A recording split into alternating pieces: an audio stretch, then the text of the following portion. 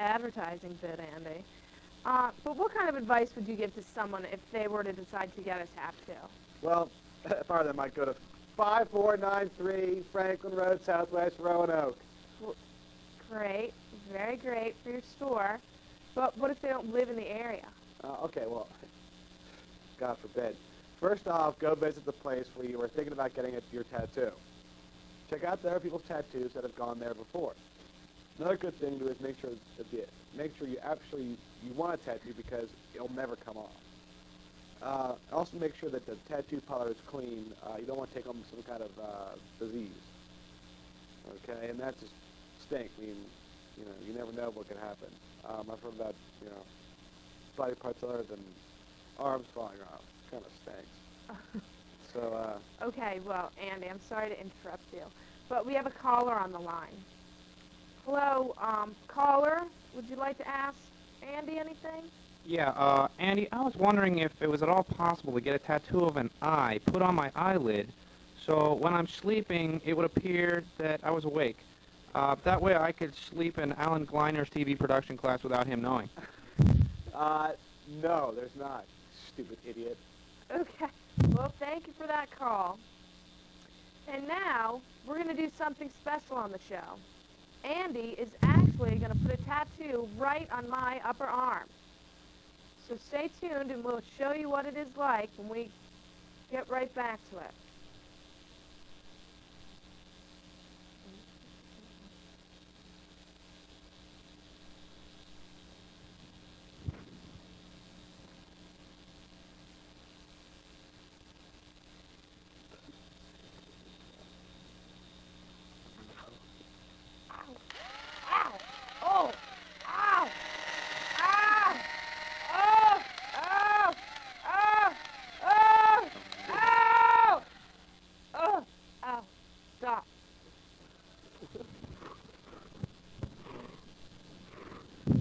Goodness. Thanks, Andy. Yeah, but Andy, I wanted a picture of Mickey Mouse. What is this thing? You put some skull on my arm. Oh, my goodness. I guess it'll do all right. When I go riding my Harley on the weekends, I guess I'll fit right in now.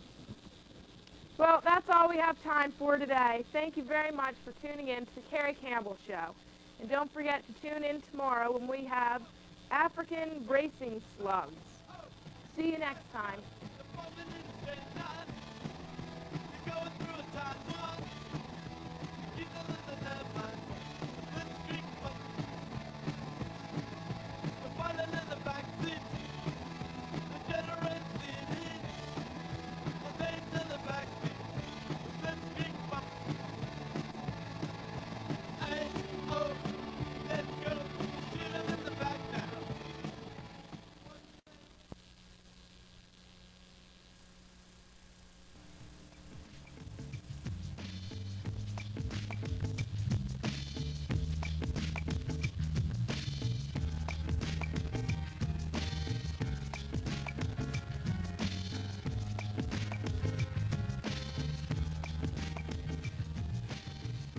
Good evening and welcome to the Carrie Campbell Show.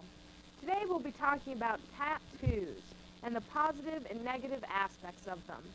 Our guest today will tell you about their experiences with tattoos. Sitting next to me is Scott Smith. Scott, you say you have a tattoo. What compelled you to get one? Well, Carrie, I'd always been interested in tattoos ever since I was about 14 years old. I'd known a couple of older friends that had them. They were pretty nice. And my older brother had one on his arm, and it just seemed something that would help me out. But I mean, just sort of a rebellious type thing to do, to help me get through my teenage years. That's why I got one. Okay. Sure. Well, how did you finally decide on which kind of tattoo to get? Well, seeing that I'm interested in music, I decided on a tattoo of a guitar with a dragon wrapped around it.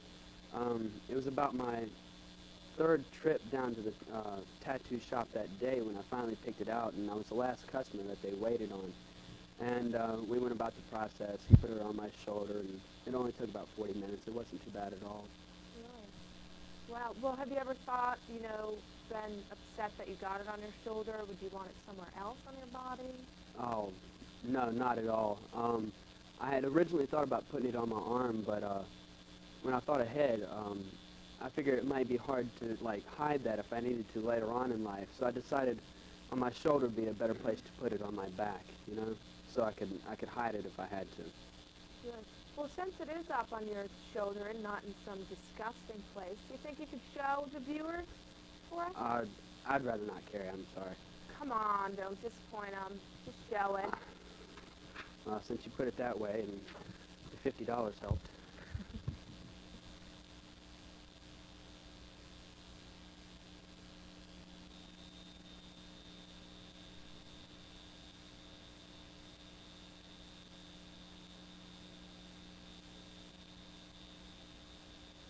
All right, Scott, that certainly is a nice piece of artwork you have there. Yeah, you're welcome. Very interesting. Haven't seen one like that. Very colorful. Very nice. So,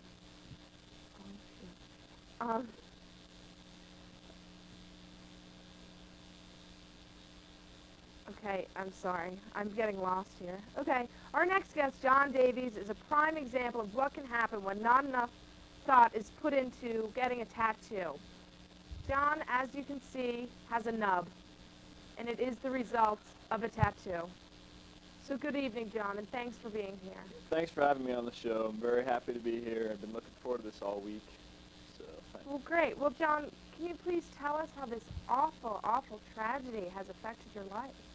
Well, after I received the tattoo on my forearm, which does not exist anymore, I went home, you know, went to get something to drink, you know, hung out, and all of a sudden my forearm started to turn blue and purple and started getting these pains shooting up through my arm. Mm-hmm. And the pain just got so much pain, and that I just passed out after like an hour of this pain. Mm-hmm. And I passed out like on the floor, and I woke up like 5 hours later, and my dog had my arm.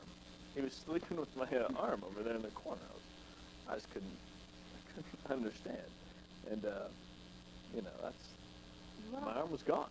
I don't understand. Gosh. No bleeding either. I didn't get it. That is absolutely terrible. Yeah, Boy, I can't. Really? Yep.